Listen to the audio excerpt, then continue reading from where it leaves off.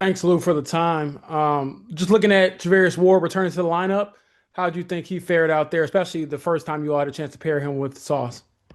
Yeah, I thought he did. I thought he did well. I thought all those guys did well. Obviously, the game didn't turn out the way we wanted, but I was pleased with both corners.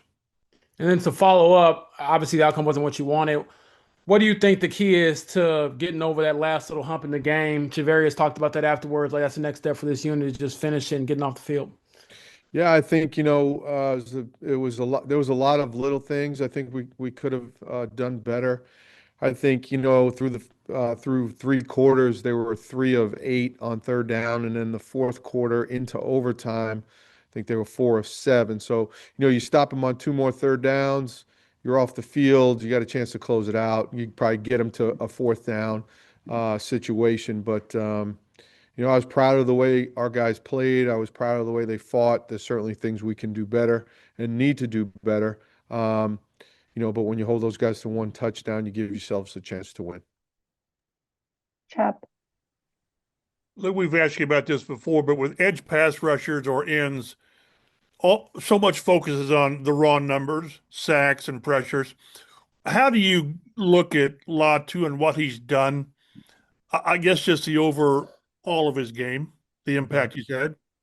I've kind of said it since we've got here back in the spring is he's one of the better football players we have on our team, and I think that just shows with all of his production that he has, not just playing well in the run game, disrupting the quarterback at a high level, but the guy's got 3 interceptions, and he tipped the ball to himself against a Hall of Fame quarterback, like that's just not. Hey, it looked easy, but that was really hard what he did, and I just think the guy's a tremendous football player, a better human being. He's a great teammate. Charlie and Matt Race do a great job with him, and just pleased with every in the direction that Latu's heading. One other thing on the other side with Quiddy, how has he done with your expectations and what he needs to do to the defense? Yeah. Again, very stout against the run. I think his rush is getting better. If I'm not mistaken, I think we're at 33 or 34 sacks, sixth or seventh in the league right now. Um, I want to say we're close to matching the total from last year. So I think as a collective unit, we're getting after the quarterback pretty good. Can we all certainly take a step as we go here through the final push of the season? Yes, we can. Like where Quiddy's at, like where he's heading. Thank you. Steven. Hey Lou, you just talked about Ward. I'm wondering, in the context of both those corners playing together on either side, and obviously Kenny doing his job in there, just what, if anything, I guess what did that enable you to do? What did that give you some freedom or some ability to do some things? And I know obviously there's some lasting images with Rice, breaking out late and so forth, Yep. but overall, it seemed like you made it tough on them. Yeah, yeah. I think as you mentioned, Kenny and Sauce and Mooney, the combination of those three, and you know, uh, JJ came in on a couple third downs, to cover Kelsey, and Nick had him a couple times. You give yourself a chance when you play them. You limit Kelsey's uh, explosive plays because they're so intertwined, Patrick and Kelsey, and you give yourself a chance if you do that. Um, well, how did it affect me? I think just a little less anxiety on any kind of pass play Right. with those two guys, and like I say, Kenny Man in the slot. I feel good about calling pretty much anything.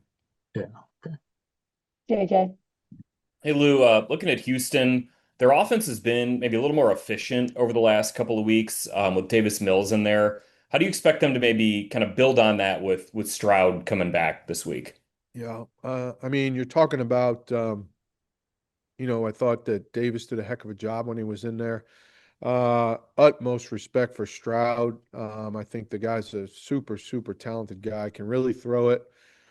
He is a problem when he gets out of the pocket because he can still, keep you off balance and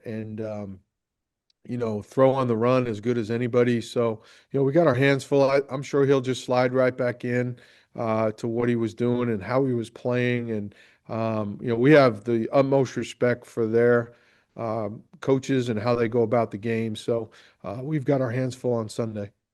Kind of different topic, but I asked you about Pratt last week. He goes out, he's 20 tackles. Could you just maybe sense him like getting a little more comfortable here, even maybe coming out of the bye week?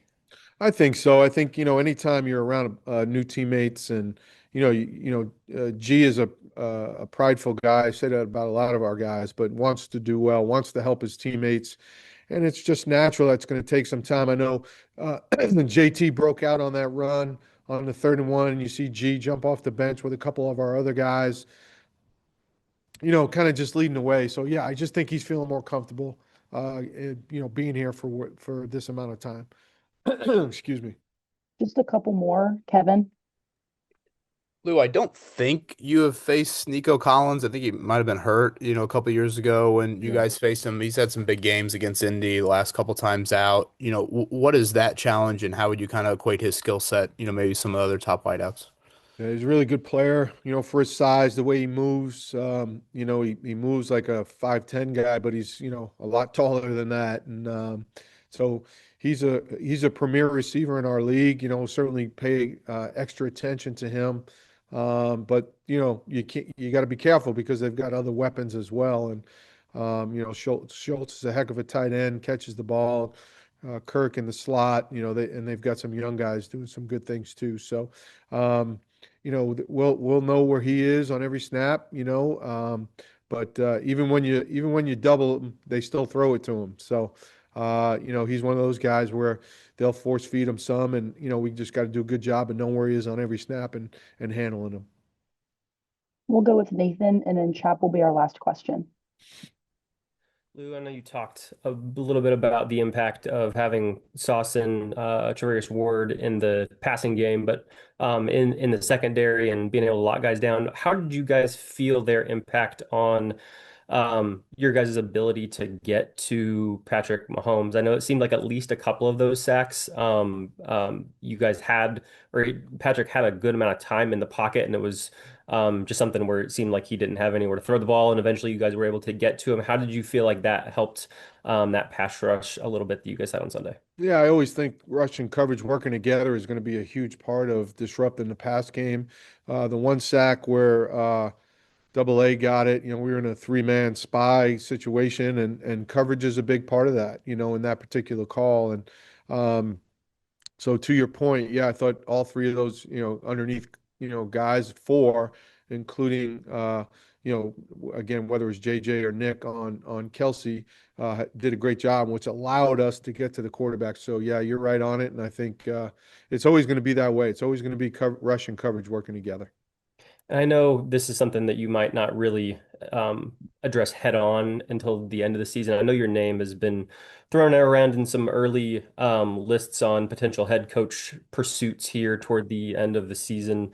I know you've interviewed for some jobs in the past. You're just here, year one with the Colts. Is that something you would still like to pursue at some point in your career? And how do you imagine balancing or weighing those options when the time comes for that? Yeah, certainly I'd lie to you if I said it down the road that wasn't something that, would be a career goal, but my full attention is on the Houston Texans. It better be, because they're a really, really good football team.